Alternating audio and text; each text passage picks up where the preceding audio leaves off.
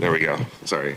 We usually start with the invocation and a pledge before we go to formal roll call. So I've asked Councilman Reynolds to open us in prayer and the pledge. So if you would, please stand.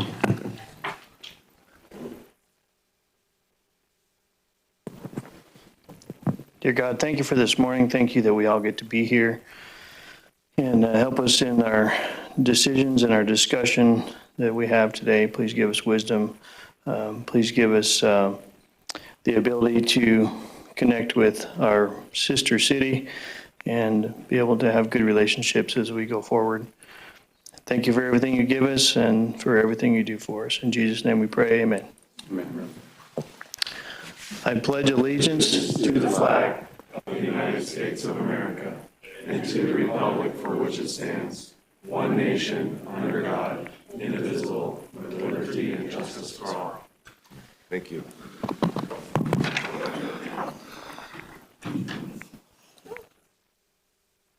Well, thanks for being here. Before we go to roll call, we're hosts. I think some of you have made your way to the room. I tried to let you all know we have coffee. Feel free to grab coffee, banana, muffins in the room right around the corner.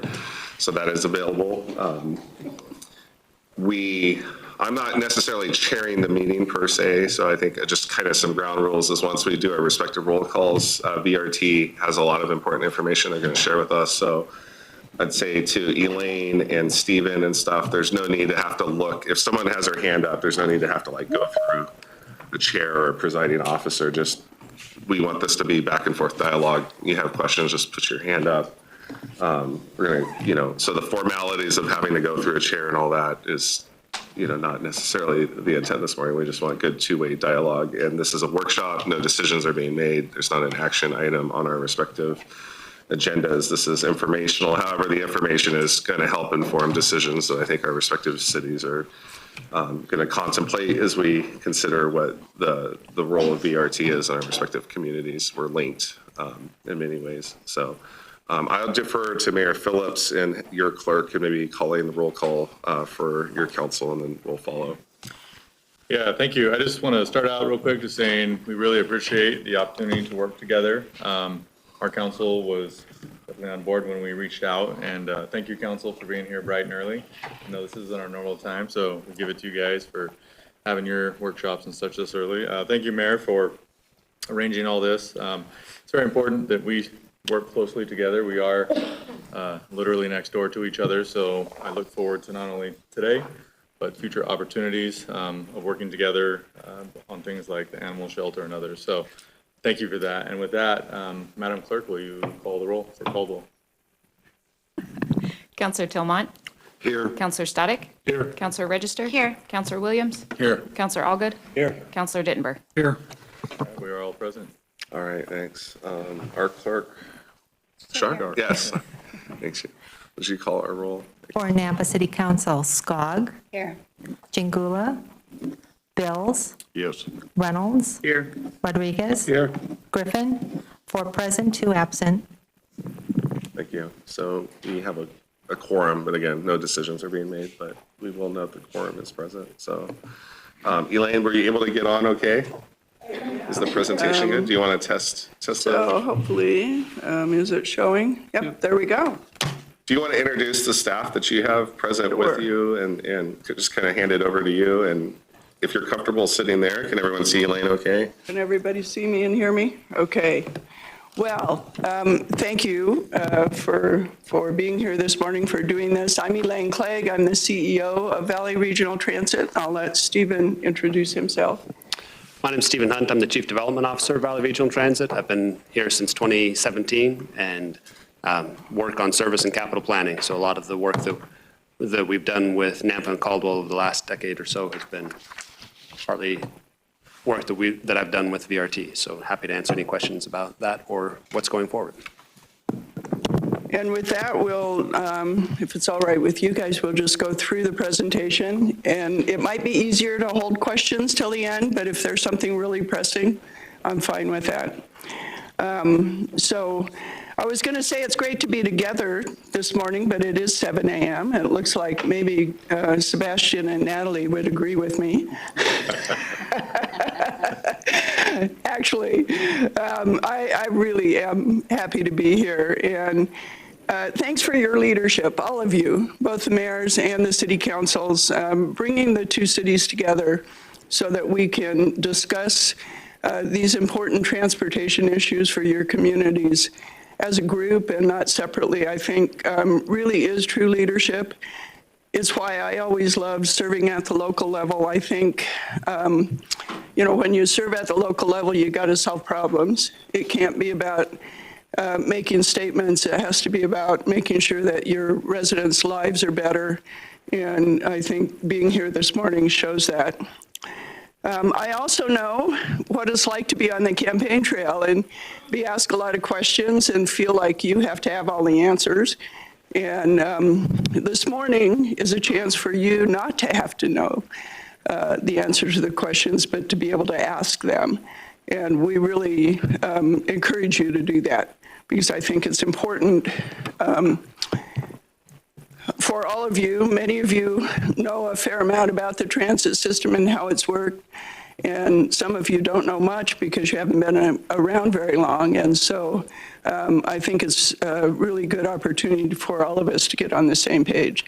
And we're really excited to answer your questions.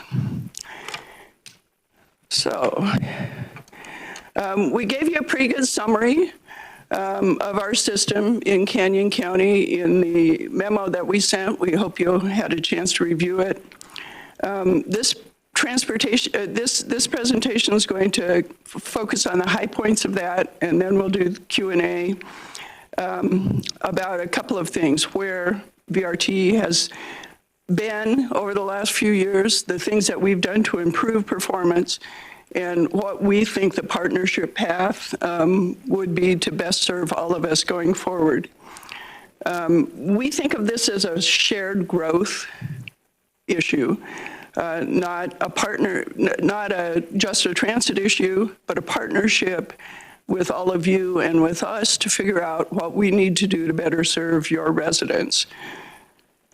We consider ourselves one of your partners, and we're here to help serve your citizens better, despite the challenges of growth. This growth challenge that we're all facing is something that is pretty unprecedented around the country. If you look, for 30 years, this region's led the country in the top 5 in growth, and that's a lot of pressure over a lot of time to try and respond. And we share that pressure with you, so we want to hopefully also share the solutions. We know that affordability, access to jobs and healthcare and other services, and quality of life are local government priorities. There are our priorities as well. And we hope that this summary will help you understand how we think we can help you with those issues and not just be a service on the side. So growth has been tough on all of us. I already said that. It's been hard to keep up. It's been hard for you to keep up. It seems like there are no good answers in a lot of ways. Changes in revenue collection have made those pressures even worse. In the revenue collection structure, we share that. We have probably, as I talk to my colleagues around the country on the transit side, probably the most difficult revenue collection structure of anyone in the country. And it means we can't keep pace. You know how hard it is for you to keep pace. It's even harder for us. We've been trying. We've done more with less because that's our only choice, frankly. And we've done it by innovating and by being nimble, by responding to the things that our local partners request, not being afraid to try new things. We've found efficiencies to keep your costs and our costs down. We've improved reliability for the people who use our services, and we're always looking for new ways to better partner with all of you and hopefully bring more resources to the table. A few years ago, we partnered with the city of Nampa to build a pedestrian connection project that had long been on their books, and they had not been able to find the funding to do it. We brought a grant to the table, and I'm happy to report that'll be under construction, I think, this summer. Is that right? It's federal funding, so there's always a process to use it, but we're there, and that's going to, I think, improve the quality of life for the people who live around the park and the people who use transit in that area. So thank you for that partnership. So the highlights section of the memo that we sent lists the headline facts that are kind of the characteristics that we see in Canyon County that I'm sure you see that impact the way that we try to provide services. From our perspective, the biggest takeaway is that affordability, especially in the face of growth, has a big impact on your residents. In light of that, transit demand and economic value can be real and measurable in their lives. We, I think, have shown that with our data. Yet, affordability and mobility remain big barriers for your residents and our riders.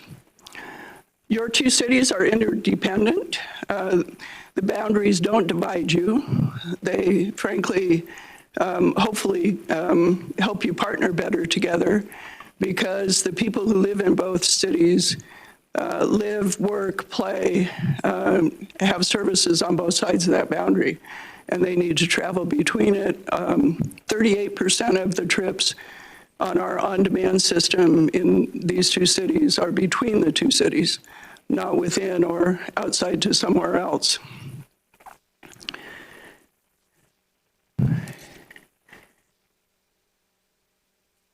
We believe that transit should not just be thought of as a social service. I think, especially in County, it's been thought of that way.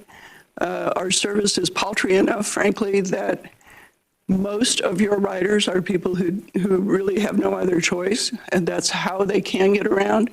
But if you look at the characteristics in Canyon County, we think that there are a lot of reasons that if we had better transit, it would help create not just a social service, but a real service to all of your residents. It would create some independence, maybe for the younger teens, especially for the older adults, especially for your disabled community members. But beyond that, it creates choices for times when you have to drive. You don't really want to, because you know it's not going to be a terribly pleasant experience, but there's no other way to get there. We believe that transit, in the end, can be that if we can figure out a way to really grow it and make it more reliable. So we have a variety of services. Frankly, it's necessary, especially when you can't keep up with frequency and service hours like we haven't been able to keep up with here. Most transit agencies in metro areas our size are able to put a lot more service on the road. And if we hadn't innovated and created Beyond Access and Rides to Wellness, for instance, there'd be a lot of people in your two communities who wouldn't be able to live independent, productive lives. And so we think that that innovation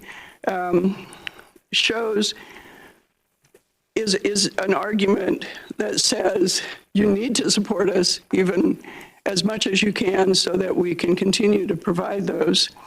I know that there's an argument that the service here can't really fill all the needs, so maybe we should just not try. We think we've shown that by innovating and serving needs in other ways, we've been able to, like I say, do more with less and really demonstrate that there is an unmet demand for these services in your two communities. So we gave you a little ridership performance snapshot. You asked us to do better. We responded. Ridership is up 17% overall in Canyon County. That's a big number. When we did our service change, we promised a 20% increase over 3 years. We've hit 17% in 2 years in Canyon County already.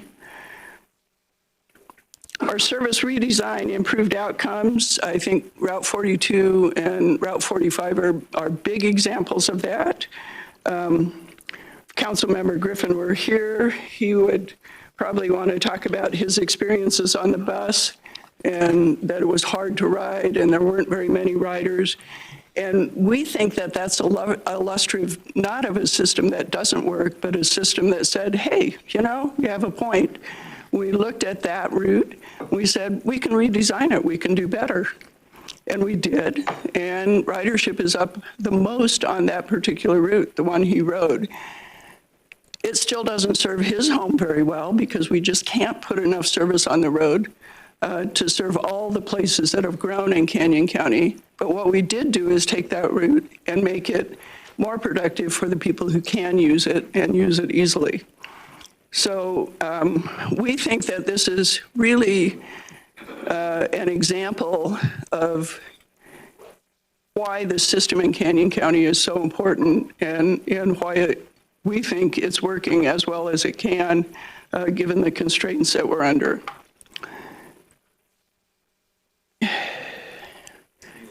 Yeah. I know you said full questions. No, that's fine. You might get to it. I will. Could you Take it now, give yeah. an example of what you changed? You know, say we sure. could do For the better and you people made an who- adjustment Yeah, throughout. thank you. That's Yeah. a great point. Yeah. So lots of it was in the memo, but I know that was long and detailed. So prior to the service change, excuse me, there were 3 inter-county routes in Canyon County.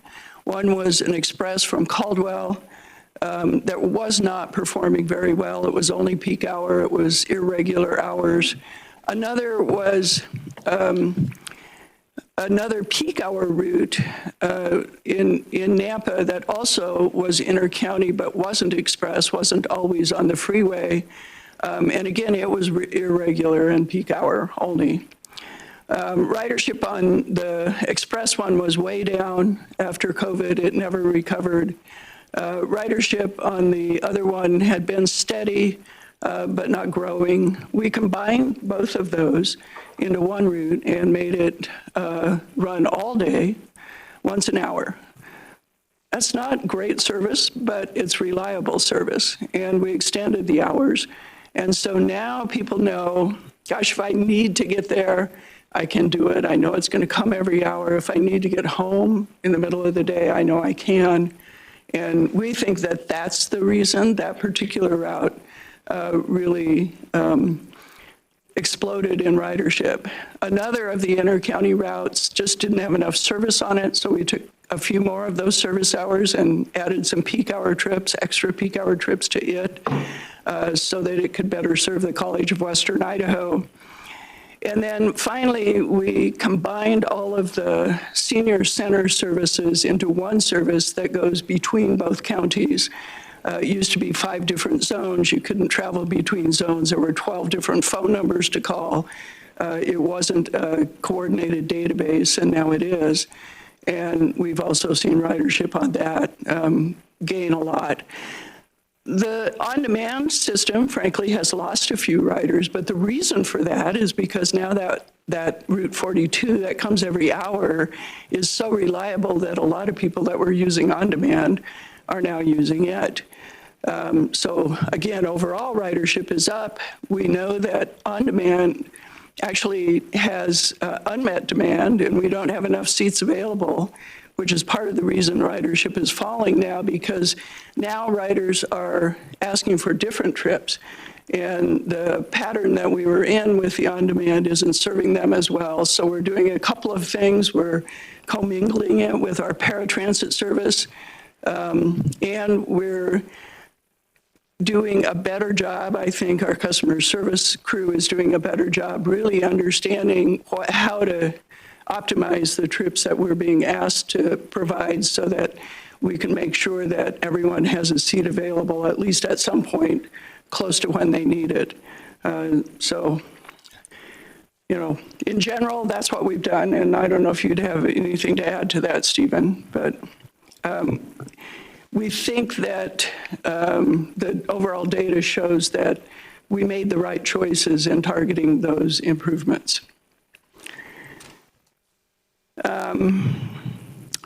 So here's a little bit more about that. The on-demand boundaries were also clarified. Before they were sort of a cloud, and they were hard to look at and say, am I in, am I out? And now it's pretty clear because clear cut on roadways. So I mentioned the commingling. You guys have asked us to innovate a lot. Councilmember Bills at one point asked us, and also council members in Caldwell, what could we do to get more rides out of the service we're already providing? And so one of the things we're doing is that commingling. It's possible because we've really leaned into technology. We have a database provider that, like I say, we used to have 5 different zones and 5 different databases. They combined those into one. In doing that, they now have a base that they can add those other services like our paratransit service, which is if you're disabled and qualify and you live within 3/4 of a mile of a fixed route, and Route 42 now qualifies for that, then you are guaranteed by the Americans for Disability Act a ride on a transit system that's door to door, if you can't otherwise get to the transit system. Because that zone actually shrunk as we did this service area, we have found that the drivers, the operators on that system aren't always busy because it's a guaranteed ride. You have to schedule an operator all day, every day, in case somebody needs it. And so we've taken all those extra hours when they weren't busy and now added them into the on-demand because of the technology, being able to say, oh, here's a ride that matches the ride that paratransit needs to make, or here's a ride that's short enough that paratransit driver can make that trip before they have another paratransit trip. And it's only been in place for 3 weeks at this point. Early data shows that it's successful, and people really haven't discovered it yet.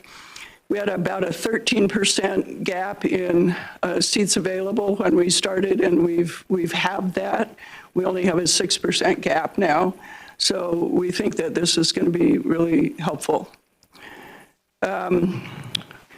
We're launching a van pool this spring in Canyon County. There's long been a van pool in Ada County commuter ride that ACHD runs. By state statute, they can't run a van if it doesn't touch Ada County. And as growth has happened, there's lots and lots of trips from Canyon County to Gem, to Payette, to Owyhee, and so forth that don't touch Ada County, and we've not been able to serve those trips. We found a private operator who, because of the partnership with us, can make this work. Us bringing our resources to the table, both federal money and also our outreach team and our contacts and trust within the community organizations and employers, allows them to, with their resources, bring the vans and the drivers to the table and start a van pool program with no cost to any of you. So we're really excited about that. It's ready to launch here pretty quickly. And then finally, supplemental services. We've been digging into that in Ada County. You may have heard of the Game Day Bus. We've also done service to Hyde Park Street Fair, to Treefort Music Festival, to the special events, other special events at Albertson Stadium, such as the Post Malone concert. And we've learned how to do it by extending service on our existing routes with both frequency and time. And in doing that, it's both more efficient, but also it is just an extension of our regular service. We think there's a real opportunity in Canyon County to do some of that. There's lots of events here. The Fort Idaho Center has a lot of events. Canyon County Fairgrounds has a lot. Downtown Caldwell has been suffering from a lot of congestion and a lack of parking during your winter festival and during the Indian Creek Festival. We think there's ways that we can help with that. So we'd love to explore bringing more of that to Canyon County. We've been able, to date, we have a very small budget that is the base for this, and to date, we've been able to cover the remainder of the budget with advertising and other things, because those routes do attract a lot of eyes that advertisers are interested in. And so we'd love to explore that with all of you. So one point I'd like to make is that despite all of the growth that we've seen, despite all the growth in ridership, we really are losing ground in terms of service hours. Our service hours have declined 6%, while population has increased 15%. That means service hours per capita are down almost 20%. Like I said, we've been operating in a do more with less environment. We're happy to continue doing that. We'll do as well as we can, but at some point, there's a risk of widening service gaps that we'll be having a hard time trying to fill, and just want to make you aware of that. By the way, we've been trying to keep up, not by asking for more funding, but by doing these innovations. We think we can do that for a little while longer. I'll talk about my hope that you'll stay with us while we find a more stable funding source so that we don't lose ground in the meantime. So we did some outreach in Canyon County a bit ago, again, at the request of both of these councils. What do our folks think? And we found that there was a tremendous amount of support for actually expanding transit.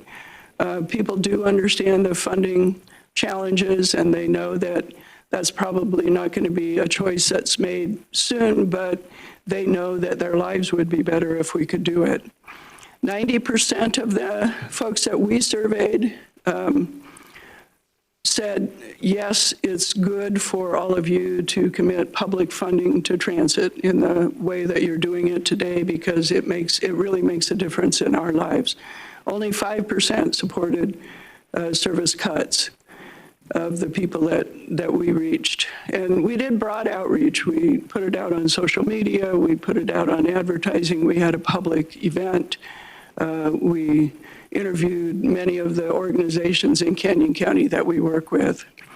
The top themes were frequency, hours, and reliability. And that's what we've been trying to provide with our innovations. So I think you all know that if service is lost, it will have an impact on your community. We thought we'd share with you the things that we heard during that public outreach. People said that they would miss more work, school, medical visits. They said it would create household transportation costs, hardships, and other hardships like having to request rides of friends and family members. The organizations we work with told us it would create greater pressure on them and on the emergency service systems that you all also support, that support many of these folks. And the disproportionate impact would be on your seniors, on low-income riders, and especially on riders with disabilities who don't qualify for their paratransit system. The other big thing is that there would be potential economic losses. We bring $8.5 million to the table in Canyon County today, and without that, or without a portion of that, the multipliers that brings to the table would also be lost. And we think they're significant. We know the direct multipliers are 3 to 1, and nationally it shows that they're 5 to 1 when you get into the indirects. So another thing we did to respond to all of this was redo our transit development plan into a transit and development operations plan.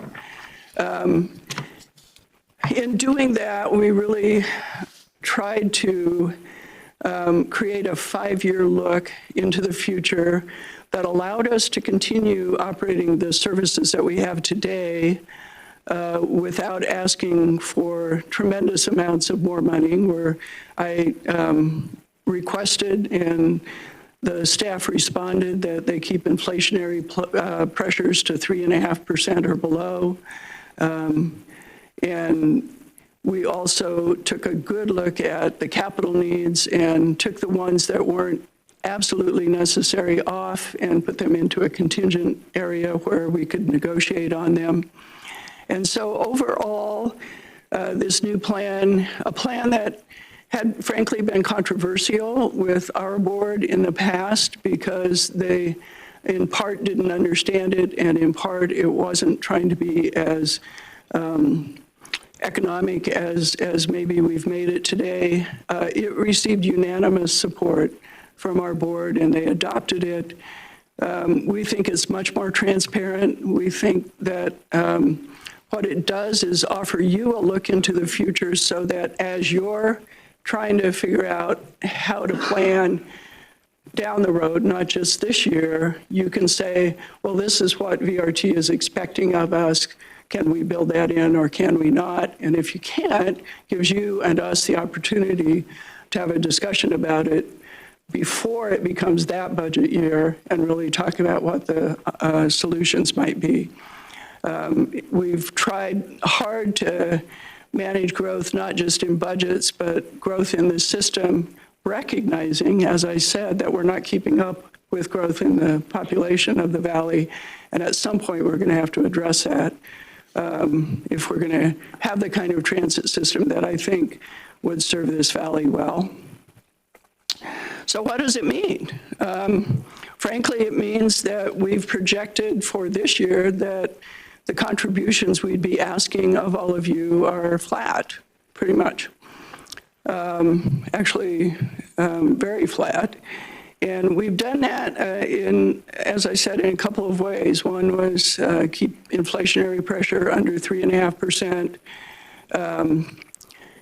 One was, in doing that, still maintain the baseline service that we have today.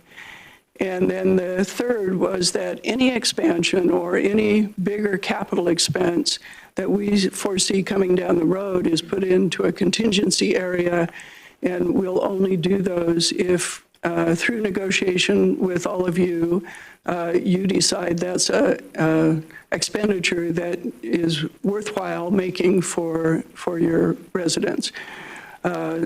So this is kind of the starting point. This is a projection, but we're committed to keeping to this projection. Unless something major catastrophic would happen, we'd have to come to you and talk about it. So today, our recommended actions are that you confirm that you've seen this baseline, that it's something that you can at least consider and work with. We hope as you build your budget, if you think you can't make this baseline, that you come to us as soon as possible and tell us why, and work with us on what else to do. But we would humbly request that you do try to keep to this baseline so that we can keep service what it has been and serve your residents in the way that they know makes their lives better. We're going to launch the van pool and monitor the adoption. We think that that's going to help employers, especially in Western Canyon County, so Caldwell, because those are the employers that have been hard to, where it's been hard to attract workers from the even further western counties. But there's also a lot of employers in Nampa who are in that same boat. We're going to continue to scale the commingled demand response operations. We think there's another way to actually improve that service as we look at other things that we've got in under our hat. So we'll continue to look at that and try to expand the seats available on the on-demand service without asking for more money. We'd like to develop an event service pilot probably with each of you, maybe multiple ones. We'd love to work with your staffs on figuring out which of the events we could best serve and how we'd get started. We have the board has been generous in giving us a $50,000 budget every year as a pot to start from, and we have some of that available soon that we could pilot some events in your communities. What that does is let us see if that is an event that attracts riders and whether or not it's an event that we can attract advertisers to, and then we can see if it's one that can be sustainable. And then we're working to start a quarterly performance dashboard. We'll do one that is aimed at Canyon County specifically. Our performance reports to date have been pretty generic, just an up and down arrow on a list of services that you may or may not know what they mean or what they are. The new dashboard is going to have much more robust graphics that will tell you where that ridership up or down fits within our targeted goals, where it is in terms of comparison to other services and those kinds of things. So we're pretty excited about that. So we're asking that you not only support us doing that, but actually work with us to use it together. So here's what we know. We know that growth requires coordinated mobility options. I think to date in our two counties, especially in Canyon County, that growth has primarily depended on one way to get around. It works for certainly the vast majority of people, but for the people it doesn't work for, it doesn't work. 36% of the residents in the Treasure Valley can't or don't drive. That means that a third of your residents are left to figure out a different way somehow, whether it's asking their neighbor or their relative, whether it's parents becoming chauffeur parents or chauffeurs for their parents. So we think that transit can and should play a bigger role in the valley, especially as it grows. We know that transit can be an affordability mechanism. We know that in places where transit is a better option, that people pay less on average for transportation. People in this valley pay 22% of their income for transportation. In transit-rich areas, that can be significantly less, lower than 10% in the most transit-rich areas of the country. I don't predict that we'll get there, but I would hope that we could get to the 15% of income that makes it affordable for most families. And I believe that we can provide the service that would get us there. Our data shows that there's demand, that we're providing value, and that your people support it. We're trying to respond by being innovative and efficient. And our next step is to align our commitments and your commitments on implementation of some of these things I brought to you today. And with that, we'd love to have your questions. Thanks, Elaine. Appreciate the work you're doing. Hopefully this is informative. I know our cities are linked, as she noted, in many ways. So the hope was, rather than Elaine having to do the same thing twice for our respective councils, we can consolidate kind of these education efforts. I have a couple questions, Elaine. On the numbers for the route 40 and 42, I know that's a pretty big route, a long route. Those numbers, there's a note of change with percent within Nampa and Caldwell. Is that because the ridership originated Nampa and Caldwell? I just want to make sure that those numbers aren't reflecting people who are getting on the route closer to necessarily, let's say, Boise, and it doesn't necessarily reflect ridership where originates or concludes in Nampa or Caldwell. I anticipated you to have that question. Yes. We have this. So if you're looking at the Yes.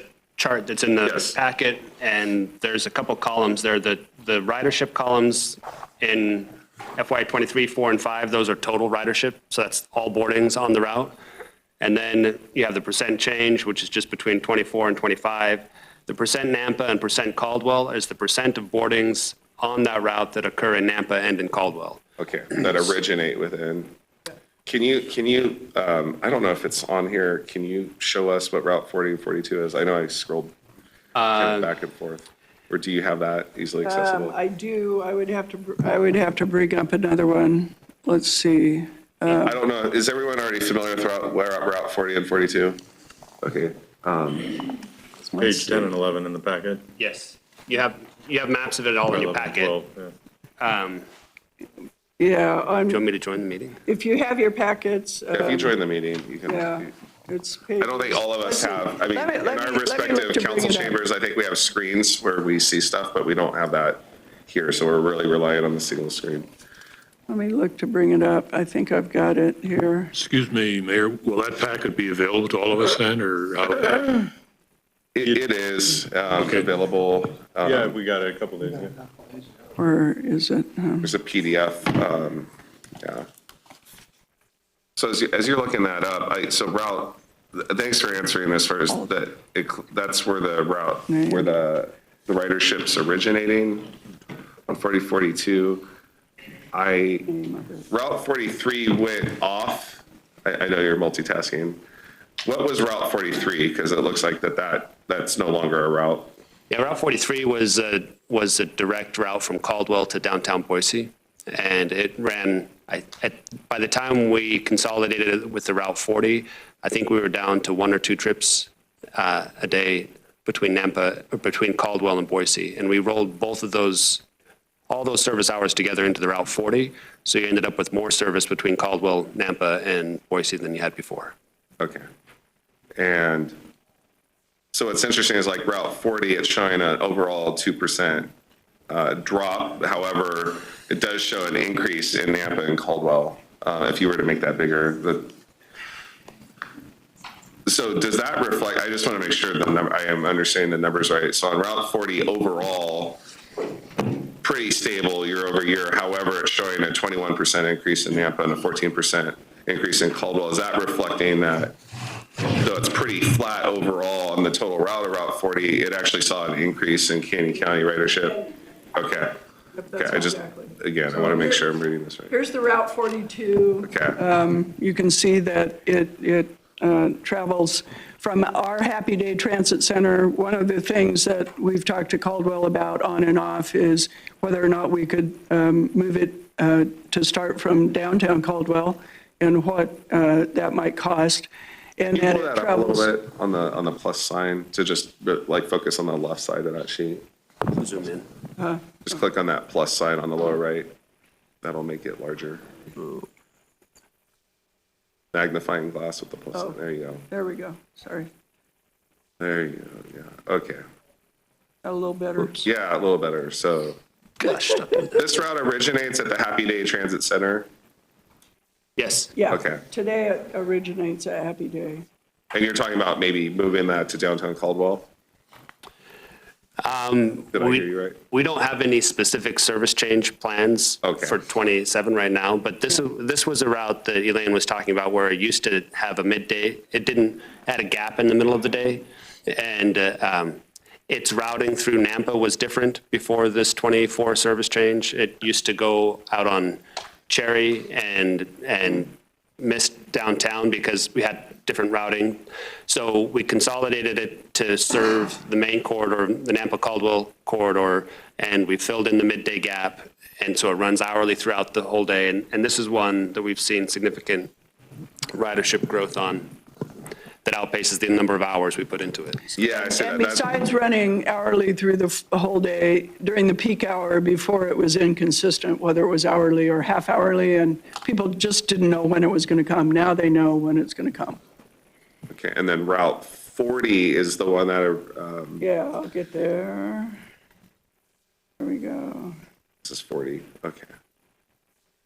That originates, This one originates in Caldwell, gotcha.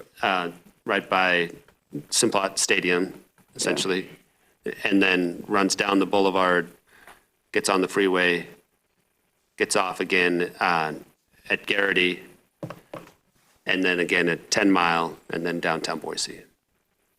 So it makes connections between Caldwell, Nampa, Meridian, and downtown Boise. I don't want to hog all the questions. I have one more for now. Well, actually, I have a subset. So Route 45, since we're on the routes, 45 saw the biggest increase as far as percentage, other than like the Canyon County Rides to Wellness, which I have another question about that. I want to just note the major variances, like big jumps. And so Route 45 saw a big jump, but that's in Nampa specific. That's CWI to Boise State. Correct. Yeah. Okay. Is that why Nampa's, I mean, obviously our cost ask is going to be higher than Caldwell, but the gap is bigger than our population proportion. So I'm guessing part of that is because we have this additional route that's only originating in Nampa and going to Boise State. And because your population also demands more of the on-demand. On the on-demand. So Okay. both of those. Makes sense. Okay. I would note CWI is also a contributor to the service on this route. And without their service contribution, both of your contributions would require more. Gotcha. Okay, that's helpful. Mayor, I would actually add for the Route 45, what's happening is it's a partnership between CWI, Boise State, and Meridian. The city of Nampa doesn't contribute specifically for the service Okay. on this route. Okay. But in terms of the share between Nampa and Caldwell, that's driven off of miles of service. So we take all of the network that's out Gotcha. there, and we'd say, where are those hours being operated? And then, like a cookie cutter, we cut it up between Nampa and Caldwell, and that's where the hours are being provided, and that's how we come up with the share between jurisdictions. And that, we do that across the region. Yeah, that makes total sense. It's really, you're quantifying the usage on the mileage, so Yeah. totally get that. Okay. Yeah. Beyond access, that saw a significant increase. Can you, Yeah. I'm sorry, I know I'm on the board, but I'm also asking all these questions to get brought up to speed. And I know Councilman Reynolds is on the board. Who from Caldwell is on the board? Yes, sir. What's that? Is anyone? Denver? Okay, perfect. What is the Canyon County access? Or, well, yeah, that and the beyond. So the specialized, I know you kind of flew through those, but I think it's really important as we're mindful of how our constituents are accessing these services. The beyond access is a big number as far as total usage. And what is the beyond access? I just want to make sure I understand. So previously, there were 12 different services, mostly run by nonprofits, some of them senior centers, some of them job centers. As I noted, there are 5 different zones and 12 different service numbers. And while people could take discrete rides to lunch at the senior center, they couldn't take ride and maybe a medical trip once a week that they'd combine. They couldn't take rides across the zones or across the county.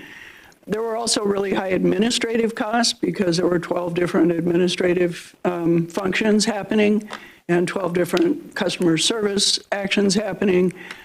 So in combining these into one big service, we did a couple of things. We lowered the administrative costs considerably, and we expanded the service area. So for instance, I had a woman last year at the outreach that we did here in Nampa, who is a Nampa resident, who said, you know, my kids live in Southeast Boise, and that's where all my grandkids are. And I used to get to see them once a month or maybe once every 2 months because their lives are so busy, they didn't have time to come pick me up. They had stuff to do. They had places to take the kids. Now I can go to them. Now I can go to those places with the kids, with them. And I wasn't able to do that before this service. So those are the kinds of trips that this service provides. It's older adults and disability, folks who qualify due to disability who can ride it.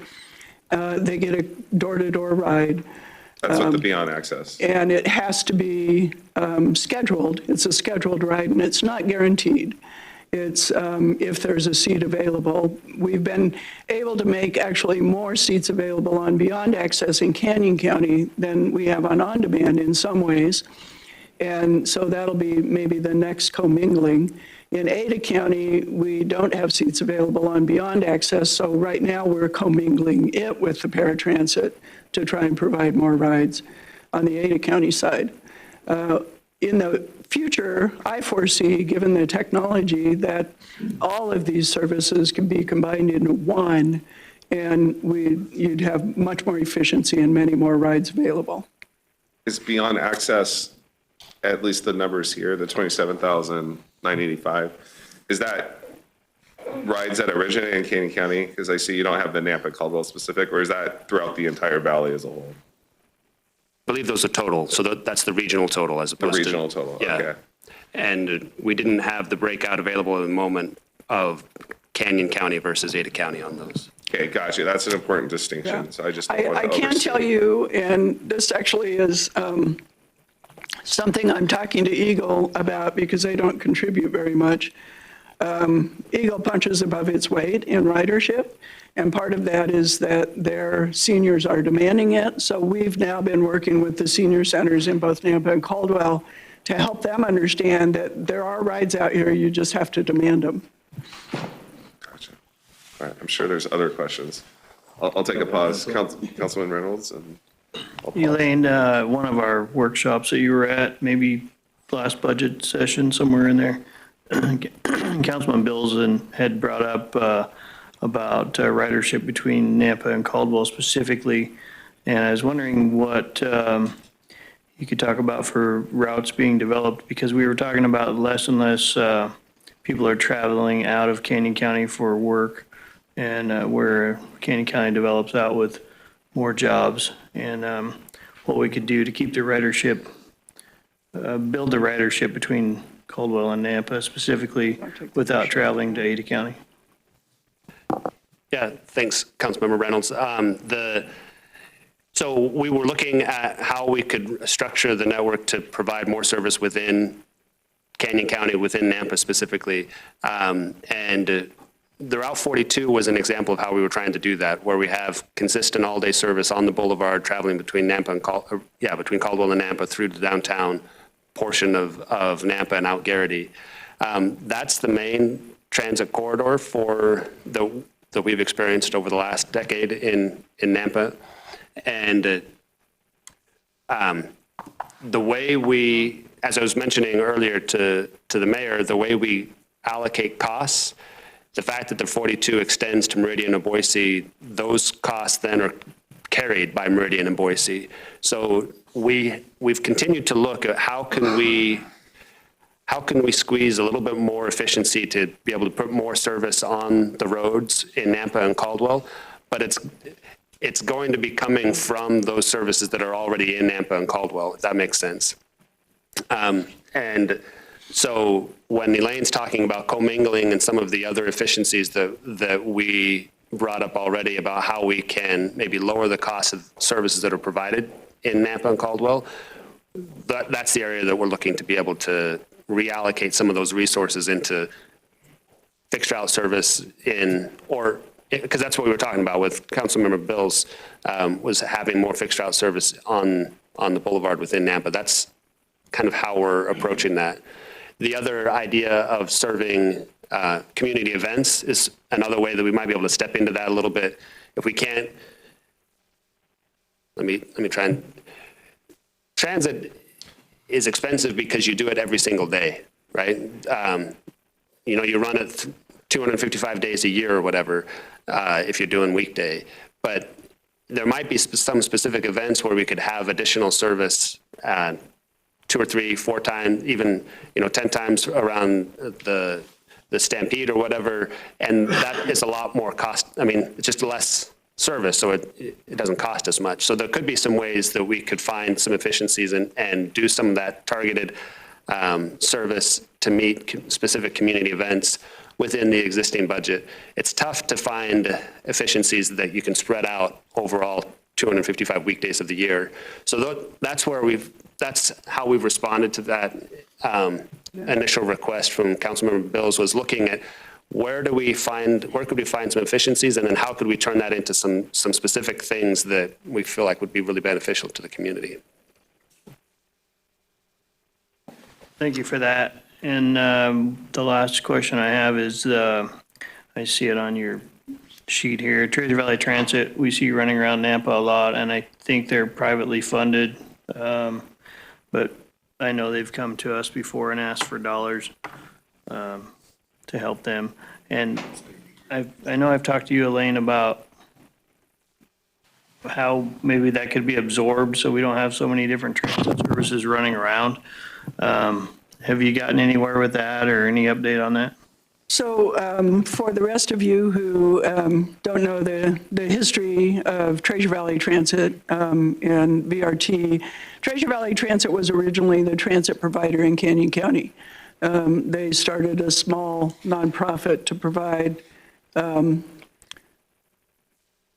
service in Canyon County. Most of it was not fixed route. There were a couple of fixed routes, but it has evolved over the years. So then when Valley Regional Transit was formed by a vote of the people, they, by state statute, were required to procure those services and not just give them to the provider that was already providing them.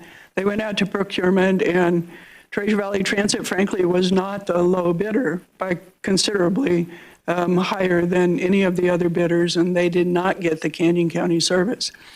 In the meantime, Valley Regional Transit has worked hard with Treasure Valley Transit to support them in a variety of ways. We helped them get the grant that helped them build their new facility. They are a subrecipient of ours that provides non-emergency medical transport. They provide that most expensive non-emergency medical transport because they provide it to folks who otherwise can't get around even on a regular day, so non-ambulatory, wheelchair-bound folks. They provide a lot of those rides, and they do it very well. In the meantime, their primary transit service has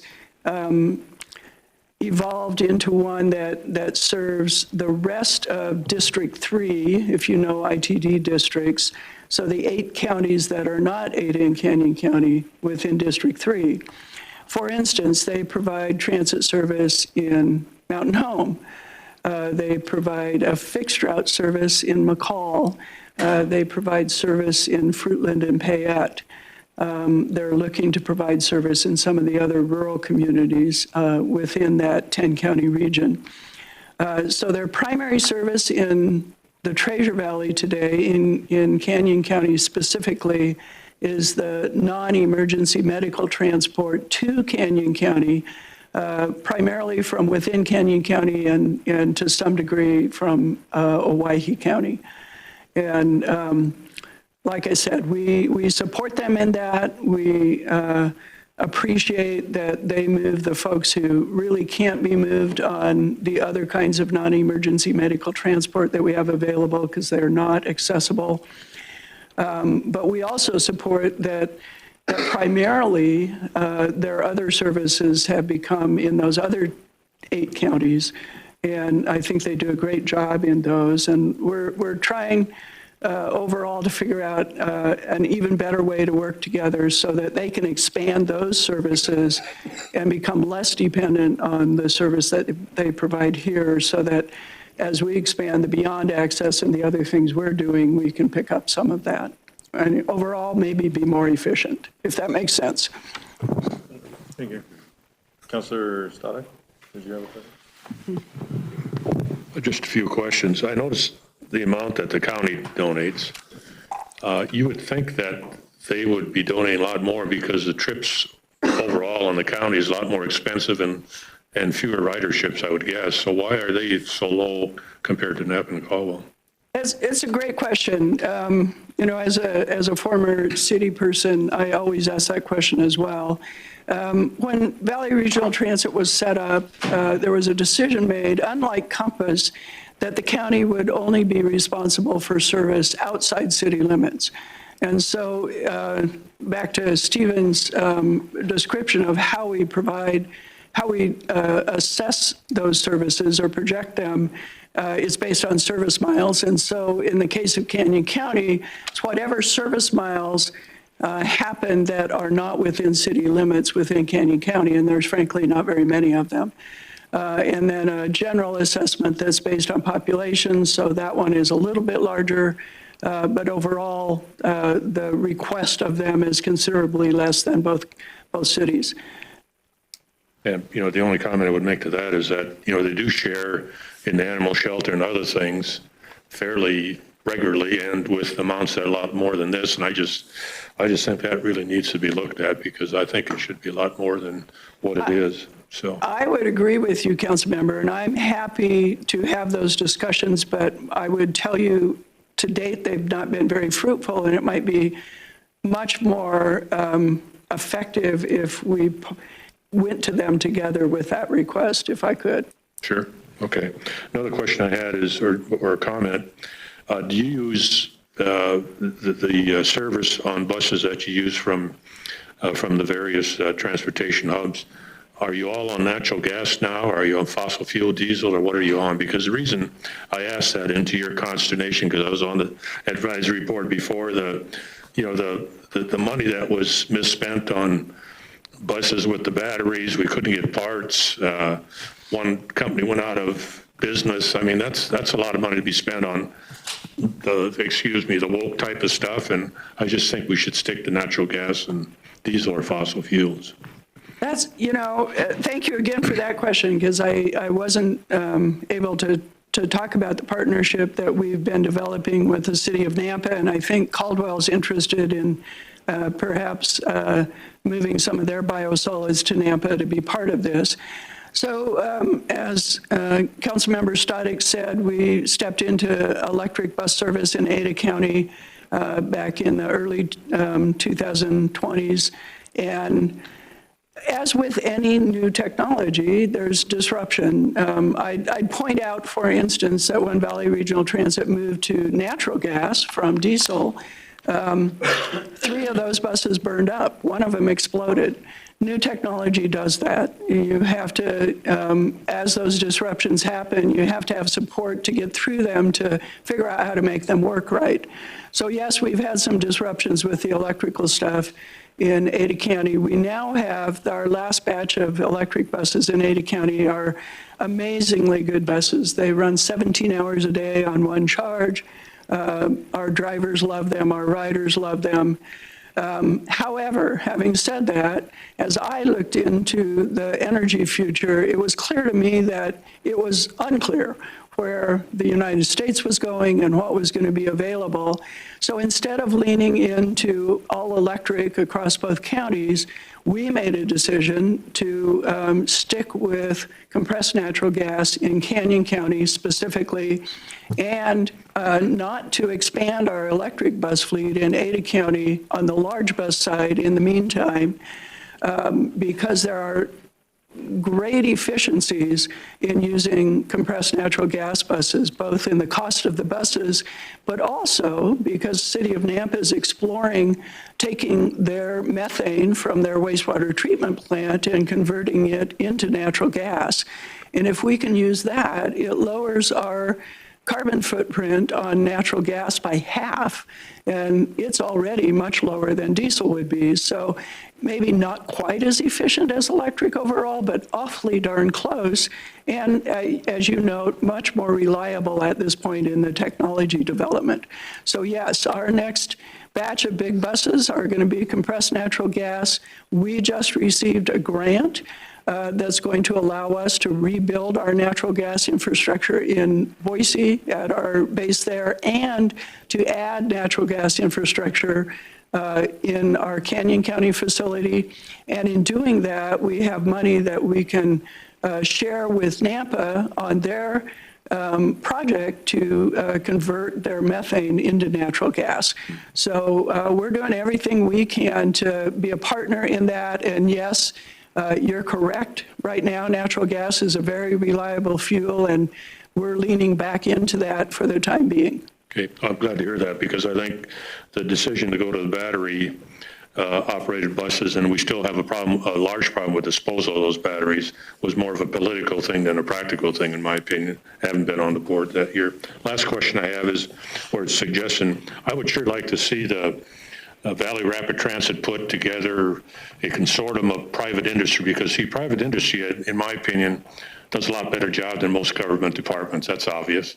And get those folks together and just see how you folks could be the hub as far as making sure the schedules are met, everything is manned properly, and see what they can do for us rather than, you having the burden of trying to supply all the service. Because again, I think some of these private outfits, I think would be glad to come in and show you what they can do and costs and everything else. I'd sure like to see that in the near future. So that's all I have. Thank you. Thank you. And I would note, our communications chief is also here, and we've been working hard. We've expanded our communications department with a business account person who's been working really hard with private industry to understand their needs and how we can better serve them. So Good. hear you on that. Thank you. The only other thing I'd add to that is we don't directly operate our services, so we're already contracting all of our services with private industry, and that's a competitive process where we ask for bids in order to maintain competitiveness on price and service. So some of you ask about the options on supplemental service. In Caldwell, we could run the Route 42 longer into the evening and extend it perhaps into downtown. We certainly could use the Route 40 to serve the fairgrounds. If we're able to establish the Route 56 at some point, we can do service into downtown, from Happy Day into downtown, especially for events in downtown. And a Plaza Circulator could run around that. In Nampa, again, run the 42 longer into the evening. There's lots of places that route could hit, particularly the Ford Idaho Center. We've already talked to CWI about that, and they're excited about the possibility. And then finally, the 42 also goes all the way to Town Square Mall, which means that we could attract folks who are coming from Boise, who now sit on the freeway, sit in traffic, create traffic for all of you, create parking issues for all of you, get them off the road and on a bus. Yeah. So we have some, examples of what that would cost. Here's the service area for the band pool, and we're excited about that because we know that there are folks in Gem, Payette, and Hawaii County who are only coming to Canyon County and today can't join a band pool, and with this new service they could. So Elaine? Is your mic on? Yes, Oh, it yes, is, yeah. perfect, thanks. So could you give us an idea how much state and federal money you bring to Canyon County? For what? State and federal money that supplements, comes into Canyon County? Sure. So about 50% of our budget is federal. It depends year to year on how much is operating, how much is capital. We have a lower match rate for capital, so when we have a lot of big capital projects, we have more of a federal share. When we have fewer capital projects, we have a little bit less, but it ranges between 45 and 55%. The state of Idaho is the only state in the United States that doesn't have dedicated funding for transit.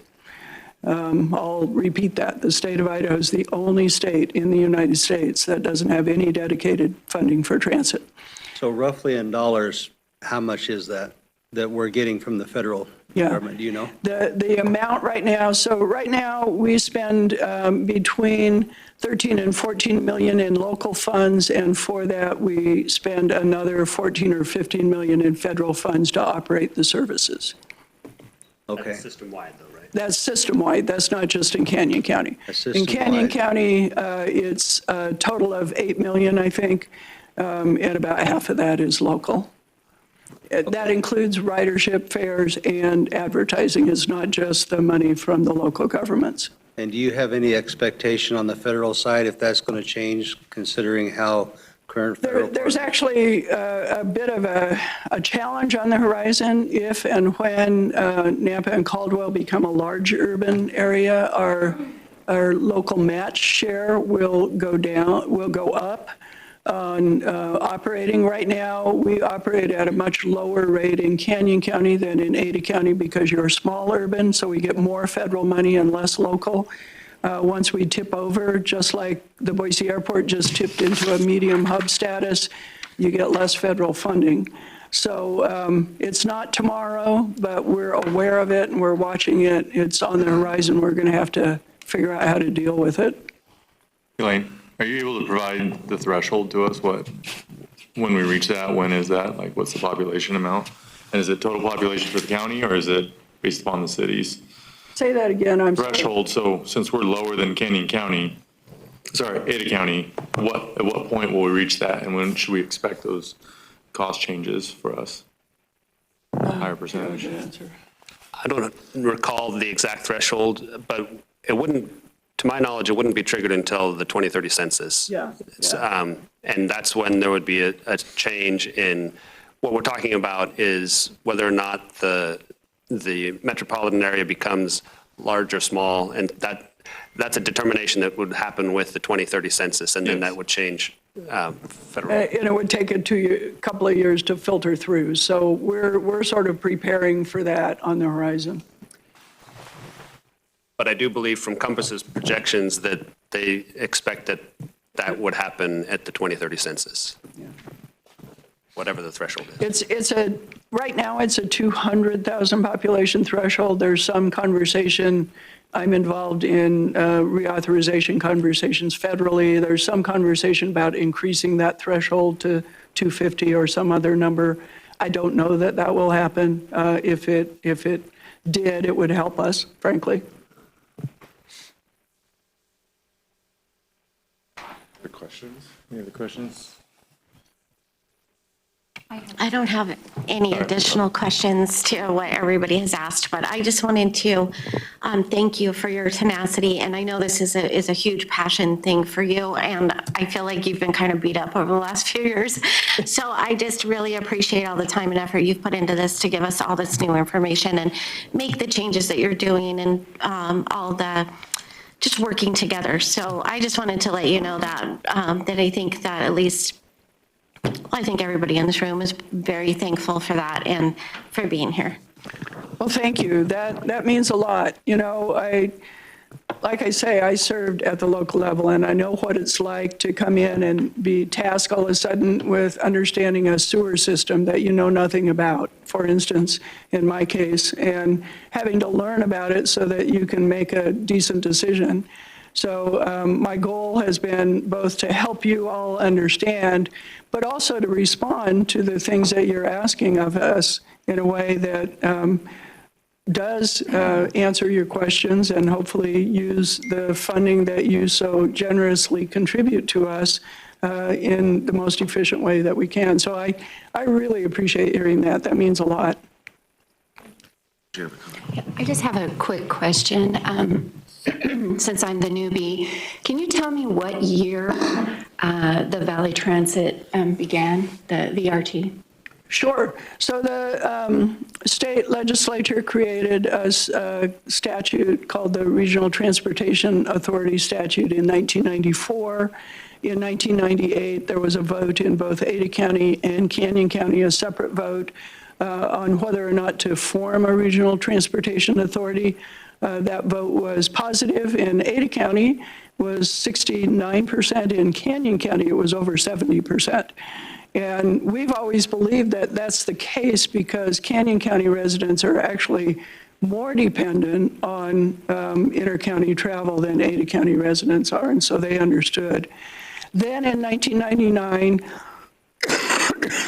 the formation boards of both of those organizations got together and decided to form one organization rather than two and make it regional rather than county by county because of the efficiencies. In 2003, Valley Regional Transit, then called ViaTrans, assumed a bus service in Boise that Boise had been running called Boise Urban Stages. And then in 2005, we began operating in Canyon County after the procurement here. That's impressive. You rattled all that off. You did. Look at us. I know. There's no cheat sheet or anything. Well, I have 50 credits in history, even though there was no history minor at Boise State, so. Boise Junior College, probably. Yeah. So Elaine, and this is kind of just a off question, I don't know if you can answer it, but right now I get the idea that most of the people that ride our buses are people who need to ride the buses. Mm-hmm.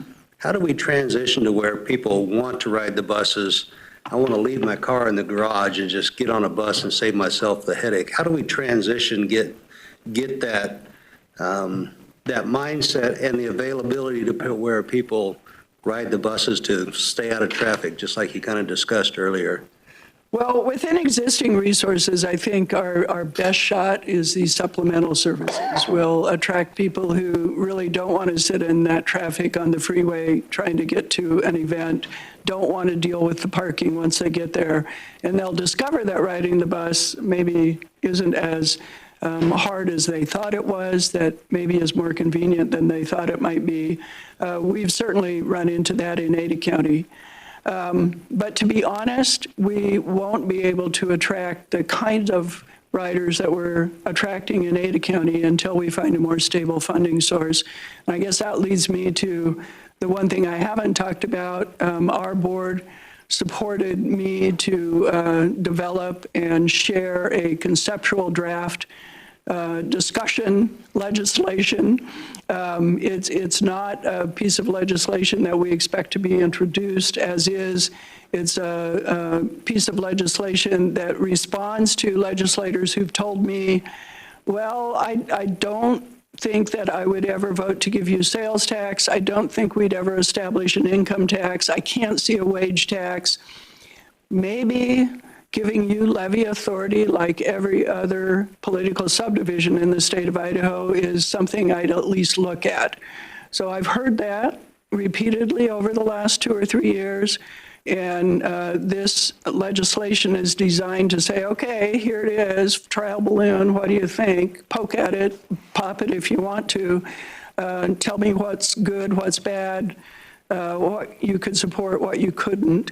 I don't know that that's the answer. What I do know is that there has to be some kind of dedicated funding if we're ever going to get to the point that you talk about where people who don't just have to ride but really find it more convenient to ride will do that.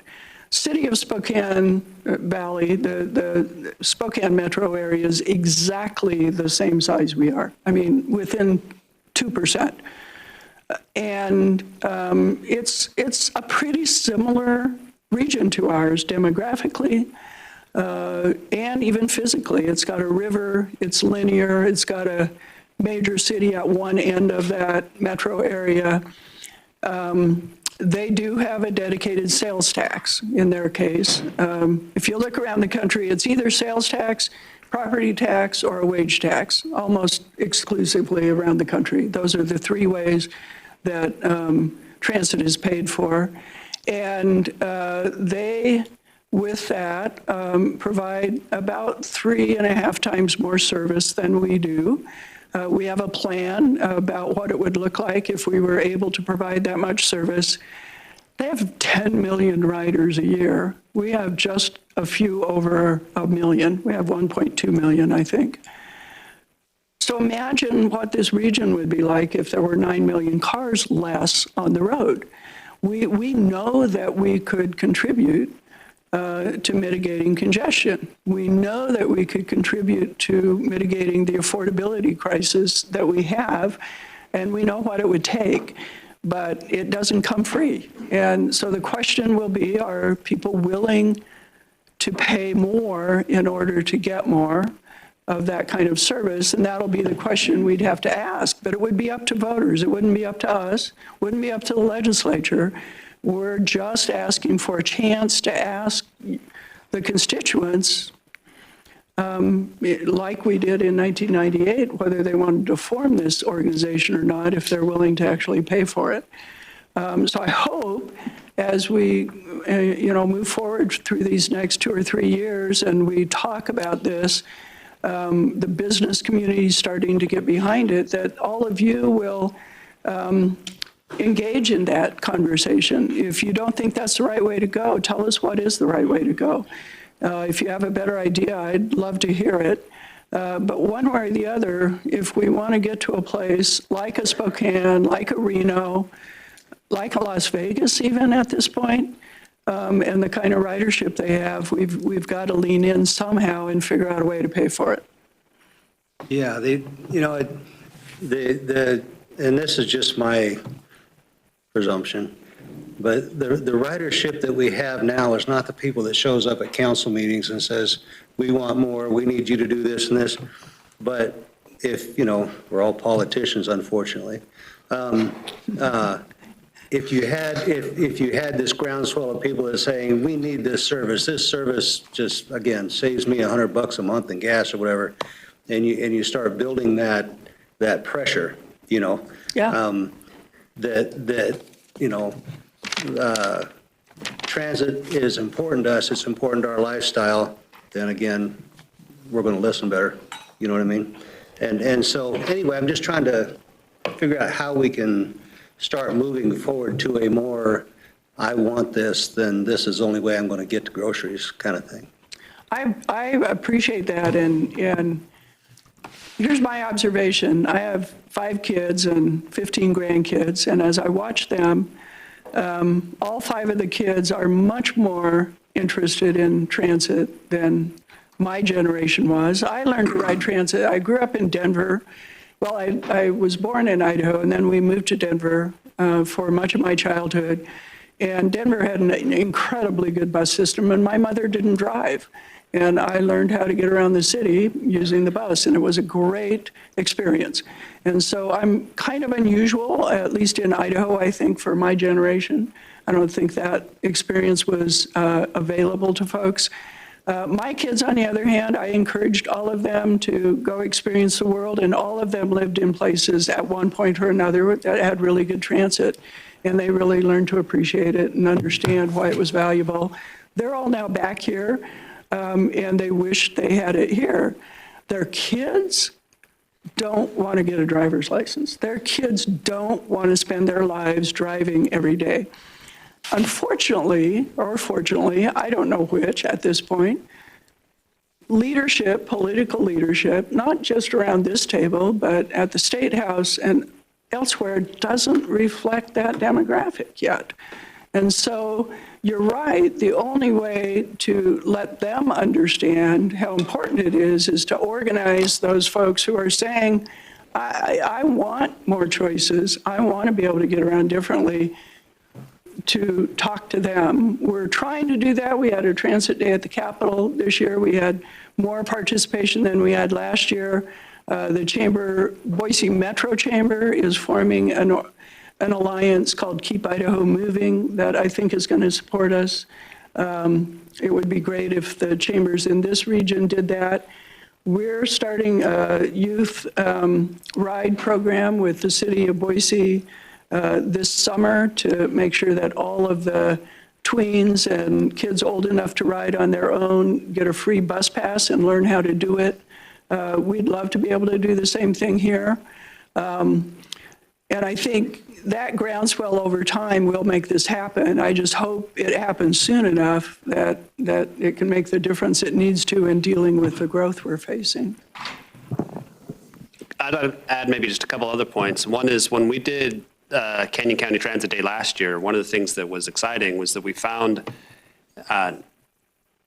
you had a lot of different people using the service, a lot of different kind of people using the service. And in fact, one of our board members went to college only because of the service between Caldwell and Boise, to Boise State.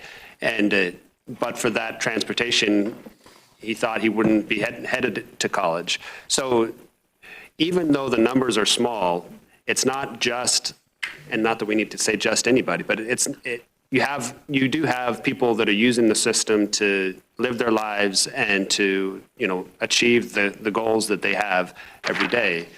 The biggest, in my view, maybe the 2 biggest barriers to wider adoption is the constant threat that it might not be there tomorrow, which gets news when we talk about every year, well, is this going to get funded? Is it not going to get funded? Is one thing that makes it difficult. And we try to be responsive to both the community and the council's wishes, but sometimes that results in, lots of tweaking that make it difficult to say like, yeah, I think this is something that the community supports, and because you're going to make some pretty big financial decisions to either opt into transit or not. Like, do I buy a car or do I not buy a car? And once you buy a car, you've got a sunk cost, and it's just easier to continue to do that, right? So some of these costs are big, and they require a little bit of trust that what you're going to be providing over the long term is going to be there. So just the environment that we're in right now doesn't send a lot of strong signals to the general public that transit's going to be there for the long term, and that they can make good financial decisions to rely on it. The second, though, is just the amount of service we have is too low. When we talk about the hours per capita, service hours per capita, the amount of service that we provide to move people is, what was it? It is, I think it's like between a tenth and 0.1 and 0.2 hours per person is all we provide per year, right? So what is that, 6 minutes? 6 minutes of transit per person is what we're providing. And we can't expect that amount of service is going to provide a substantial amount of traffic mobility, not traffic, but a substantial amount of mobility for the riding public. So those are the biggest factors in my mind of how do we make that transition.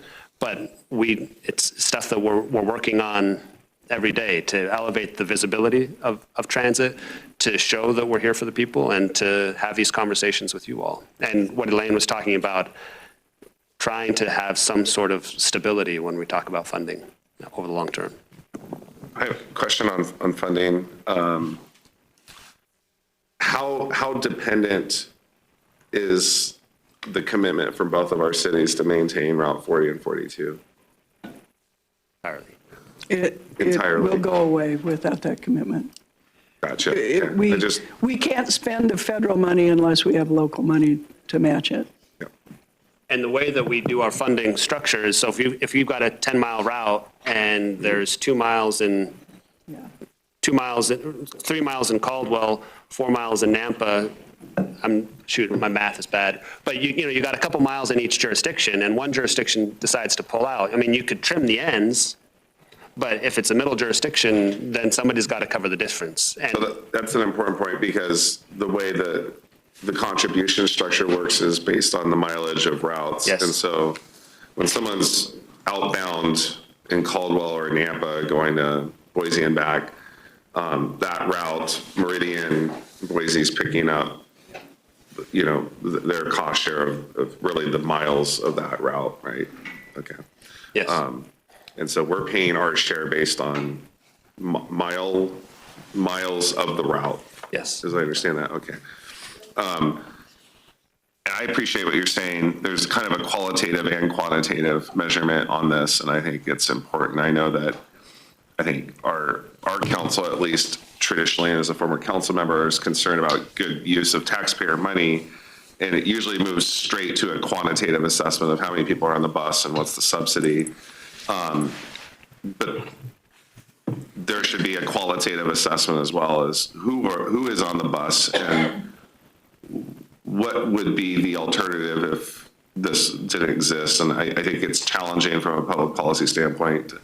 I think both need to weigh on our decisions, but that qualitative assessment is a challenging one. But I think we do hear it. We're mindful that there are people who use this. If this service wasn't available, it's easy to say, well, they could jump on an Uber or whatever.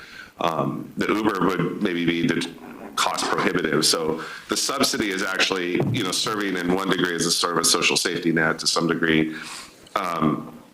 The concern I have without state funding is that there's also a traffic congestion mitigation element. There's no TechCom money, even if there's a cent or something. I don't know from TechCom. I think part of the strategy is that if you actually get ridership up, that's fewer people in a car at the red light, fewer people requiring parking lots, and that would affect a lot of our land use decisions when it comes to parking minimums especially in the downtown core, where I think Caldwell and Nampa, parking garages are very expensive propositions, and you're really, and we're not generating tax revenue generally off a public structure.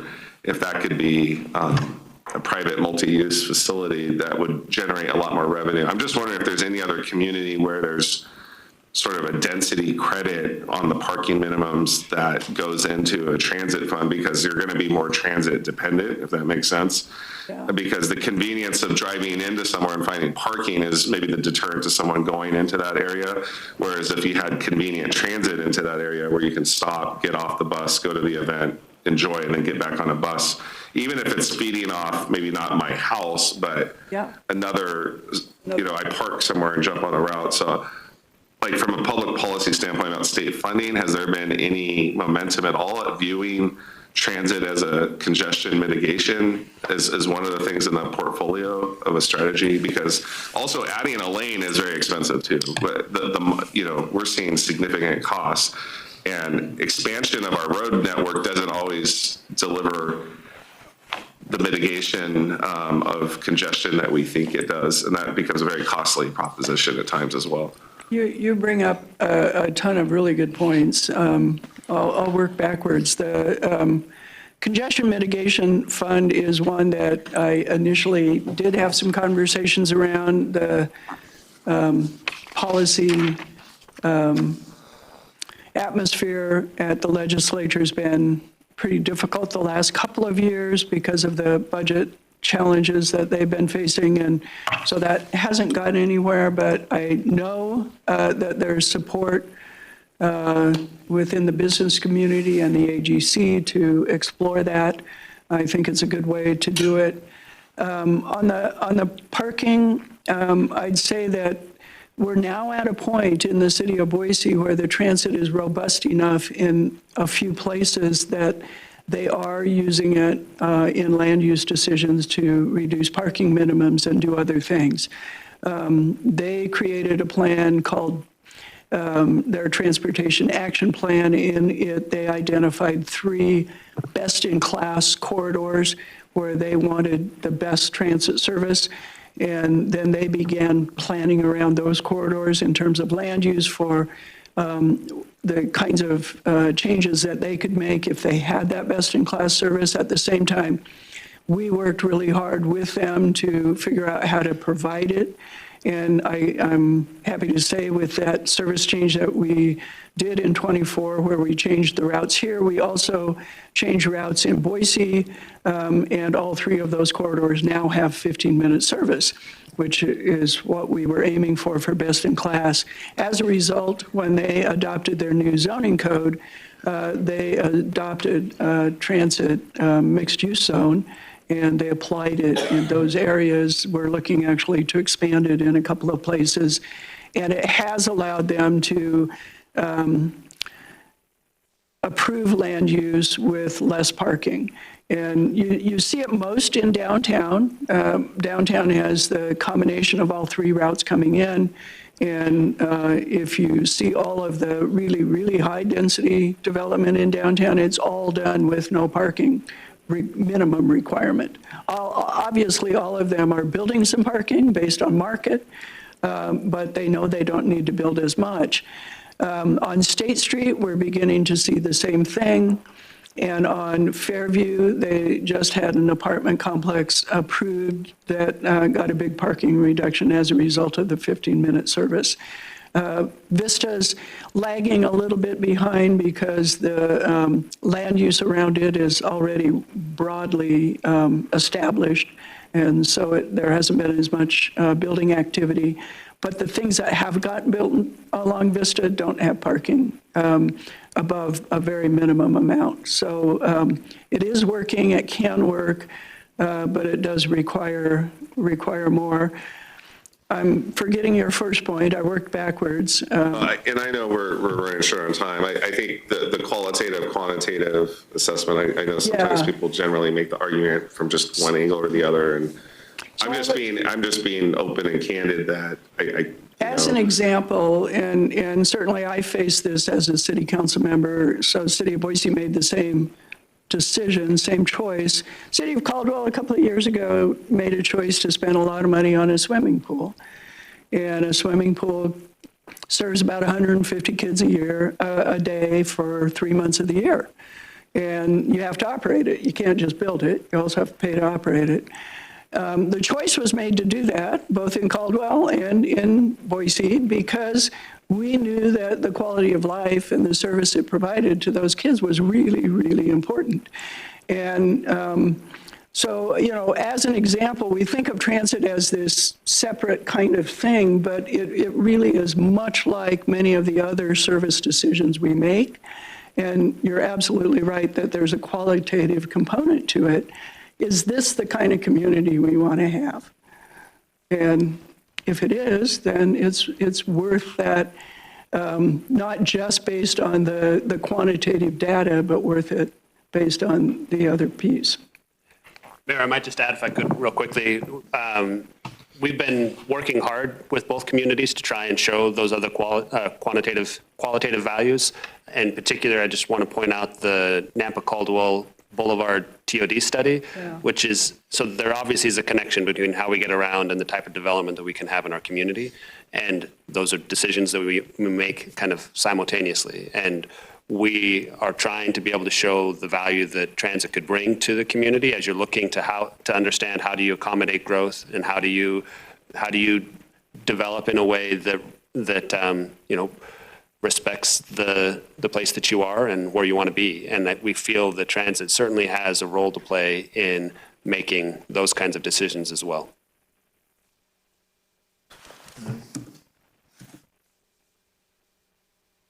Well, we don't have to go to 9. I know we did block out 2 hours, but I found this very informative. Yeah. Are there other questions, folks? Yes. So, Mayor? I'm gonna. Is that? Sebastian? Sebastian's there. So let Councilman Rodriguez go first. I apologize. It's Councilman Bills, but yeah, then you'll be up unless Councilman Rodriguez, do you? You said you're minding your own business. Okay, all right, you're on deck, Councilman Griffin, so Councilman Bills. Well, candidly, the elephant in the room, so to speak, is that Nampa carries 66%, 2/3 of the transit in Canyon County. And from my side, Nampa subsidizes the West Valley Animal Shelter as well.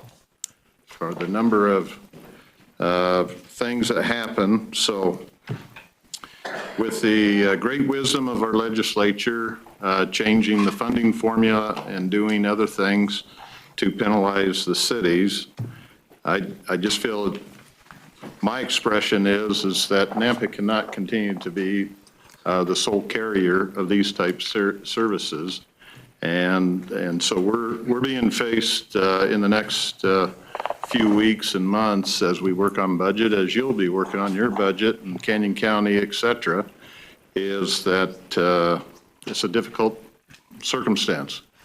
And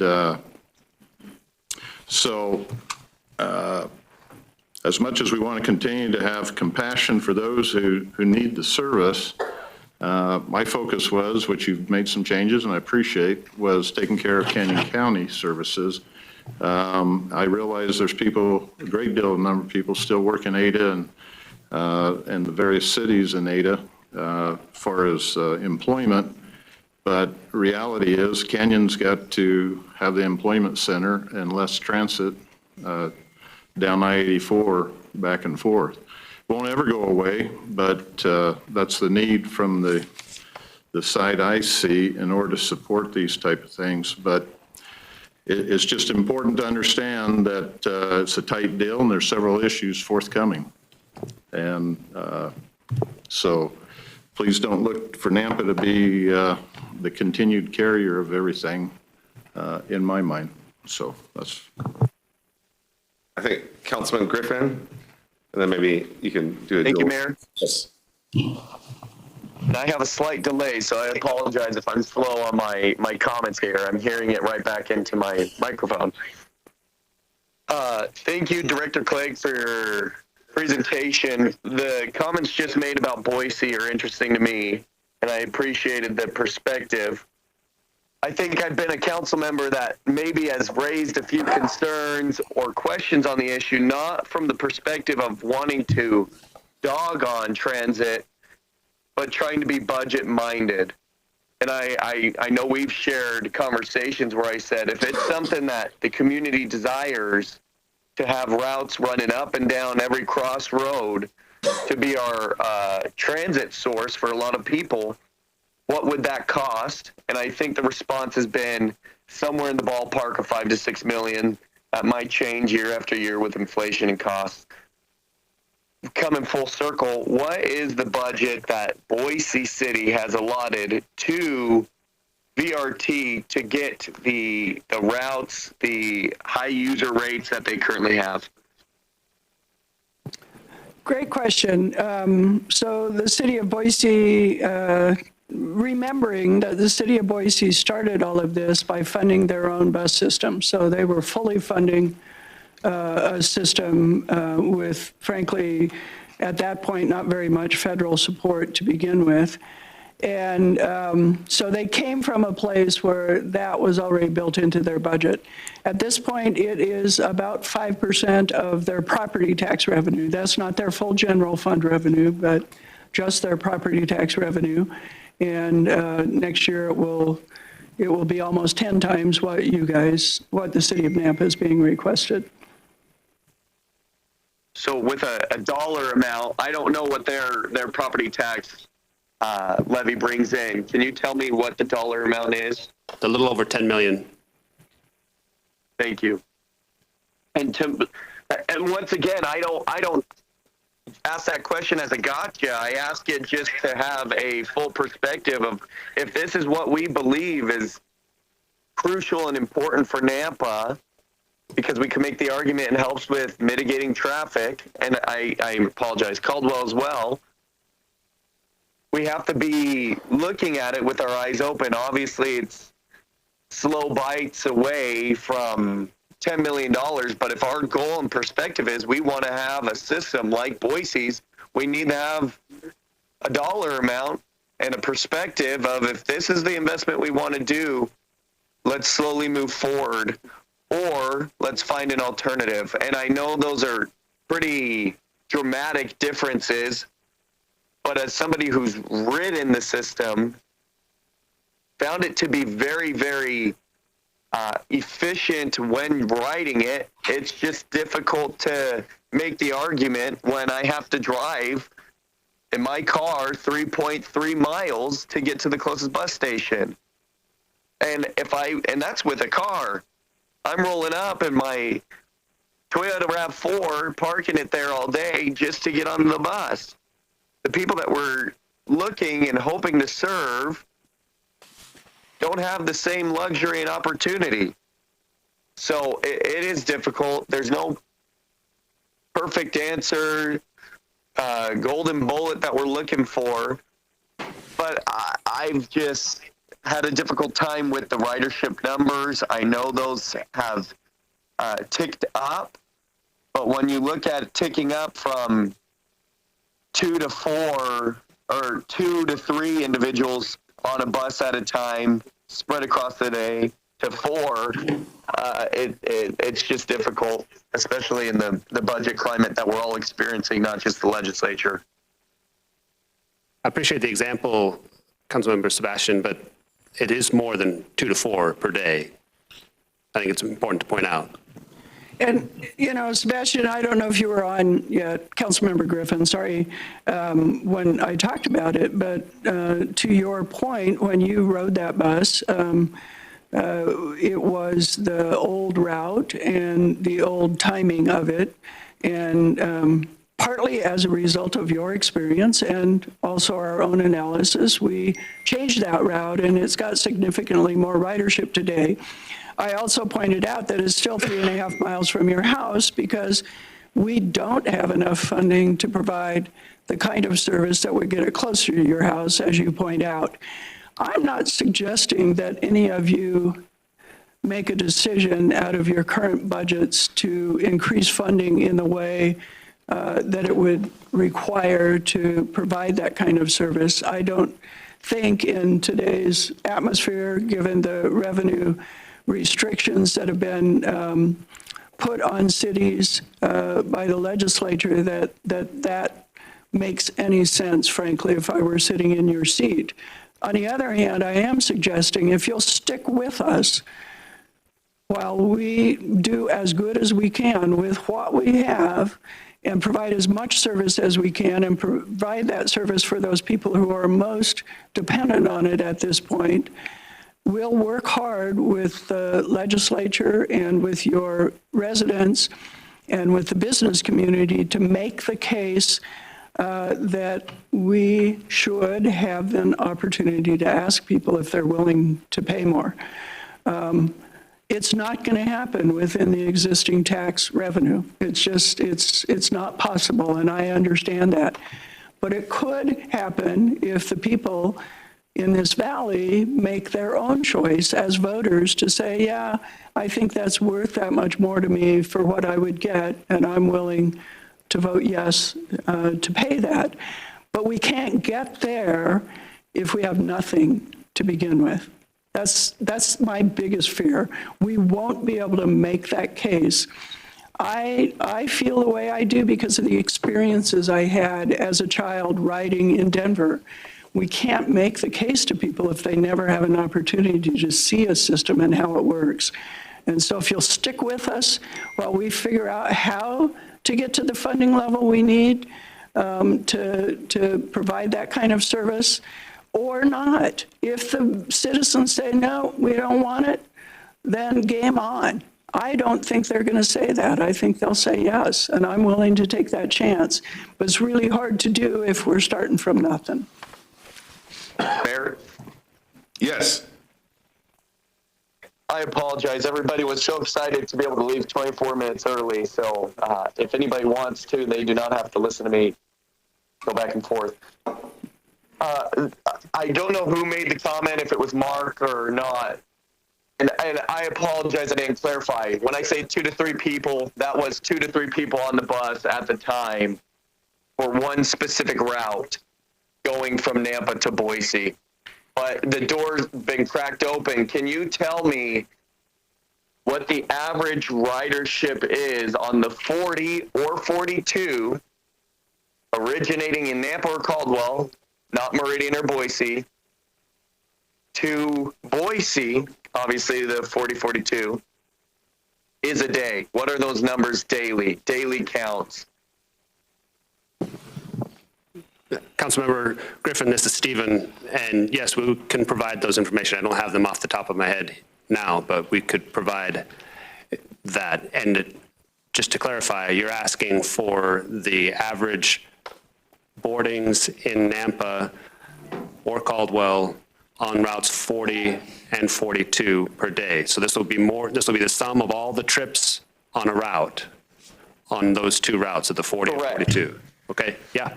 If you could separate them, and I know it's a difficult task, but for us, I'm not looking to cut it down to 0. I'm looking to see where do we have the most amount of ridership to have the best return on investment. And I know that's a horrible analogy to use because this isn't a business decision. It's what we need to provide for our community. So we shouldn't be looking at the bottom line and cutting what we can because it's not an investment to us. I think we can go rounds and rounds on that argument.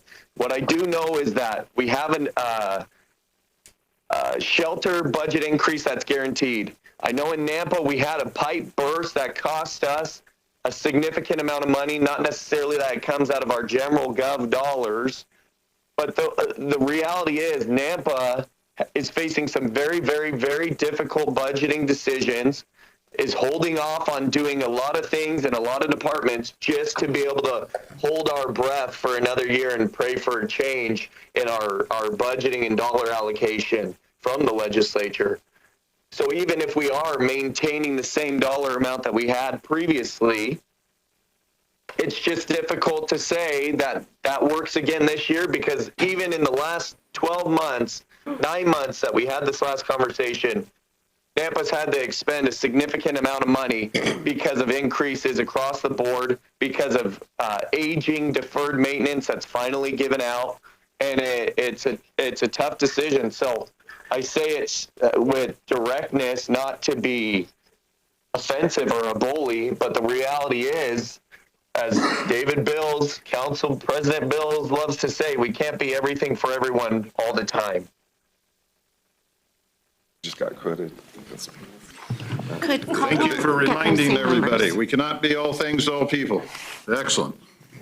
And I think Councilwoman Register's also, I think, asking for the same data. And I know you had the percentage within the increases that were Nampa Caldwell specific, but I think there's another data point in order to reverse math that. But obviously there's data that you have that's informing those percentage increases. So I think that would be helpful. And Councilman Griffin, you bring up good points. Our cities, as you've noted, Elaine, we're the only state that does not contribute funding. And so the cities are being asked to pick up more than, I think, a lot of cities in other states where there's a state component. And as you've noted, the legislature has also not really done us much favors to be very discretionary with how our revenues can be allocated, and we're staring down lots of challenges. And I appreciate you being mindful of that. I think no one's arguing against that point, that we're collectively facing challenges of how do you provide the services to our citizens with a scarcity of resources and not a lot of help from the state when it comes to any direct funding. So